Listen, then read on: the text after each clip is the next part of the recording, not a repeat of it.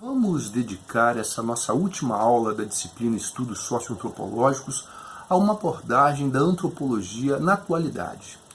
Nós vimos em nossas aulas passadas que, ao longo da sua história, a antropologia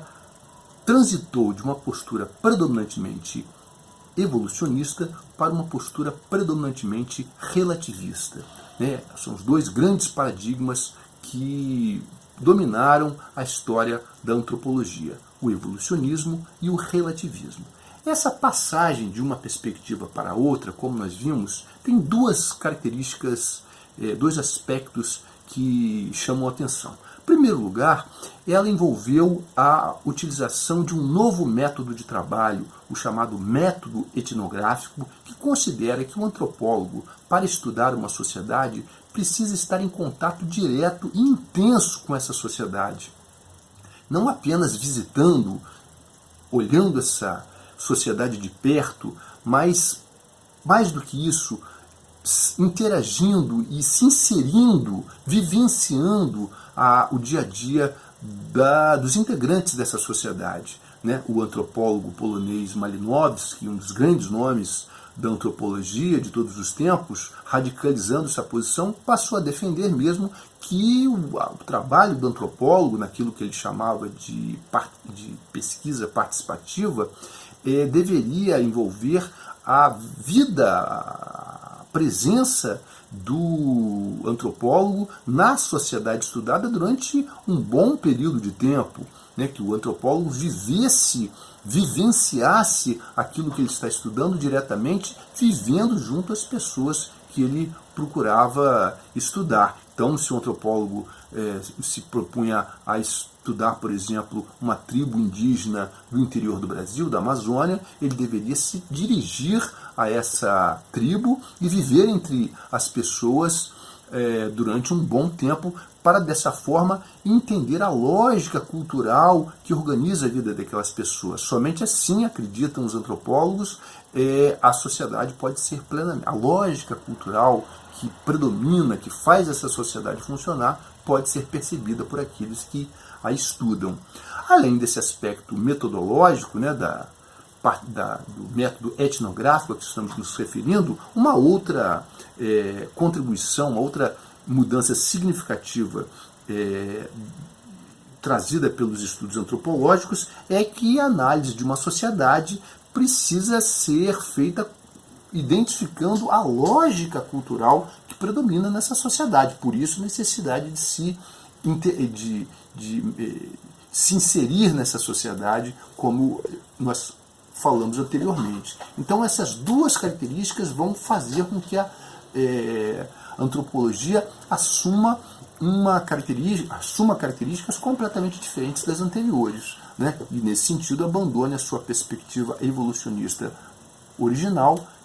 que será substituída por uma perspectiva relativista. Agora, percebam bem uma coisa importante, bastante importante. A antropologia, no seu primeiro momento, e mesmo quando esse processo de renovação dos estudos antropológicos já estava ocorrendo, com a atuação desses importantes antropólogos que inovaram o campo da sua disciplina, como o polonês Malinowski, que eu acabei de citar, e outros, mesmo esses pesquisadores ainda trabalhavam na perspectiva inicial da antropologia de ter como objeto de estudo as chamadas sociedades primitivas, ou seja, aquelas sociedades que apresentam uma estrutura menos complexa, e que, por isso, são chamadas de primitivas, ainda que o termo, como nós também já nos referimos em aulas anteriores, precisa ser utilizado com muita cautela. Mas o Malinowski ainda era, com toda a sua inovação metodológica, ele ainda tinha as sociedades primitivas como objeto dos seus estudos. Isso fez com que, ao longo do século XX, a antropologia vivesse uma crise de identidade, causada pela constatação de que essas sociedades ditas primitivas, as sociedades tribais, estavam em extinção. O próprio desenvolvimento do mundo moderno, das sociedades modernas, das sociedades capitalistas, a expansão desse modelo, desse tipo de sociedade, praticamente condena essas sociedades ditas primitivas ao desaparecimento, ou se não ao desaparecimento completo, as poucas que restariam seriam estudadas e o estudo sobre elas acabaria se esgotando e a antropologia perderia o seu objeto de estudo. Mas, no entanto, não foi isso que aconteceu, exatamente porque o método, né, etnográfico, né, proposto por alguns importantes antropólogos a partir do início do século XX, entre os quais o Malinowski se destaca, passou a ser utilizado também no estudo de sociedades modernas. Ou seja, o antropólogo foi deixando aos poucos de ser aquele pesquisador que se ocupava exclusivamente com o estudo de sociedades tribais e passou a estudar também sociedades modernas, sociedades industriais, capitalistas, as nossas sociedades. Né? Como as nossas sociedades, as sociedades modernas, contemporâneas, normalmente são sociedades muito populosas e o antropólogo trabalha na perspectiva do contato direto e intenso com as pessoas que ele quer compreender, o que torna inviável, né, um estudo antropológico, etnográfico de populações muito grandes, muito numerosas. Ao abordar sociedades modernas, os antropólogos priorizam o estudo de determinados grupos específicos que eles escolhem para estudar. Então, por exemplo, esse recorte depende do campo de interesse de cada pesquisador, mas, por exemplo, pode ser feito um estudo antropológico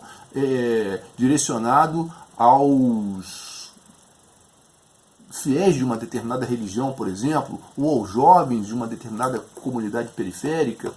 ou estudantes universitários de uma determinada região. Ou seja, ao escolher esse objeto de estudo,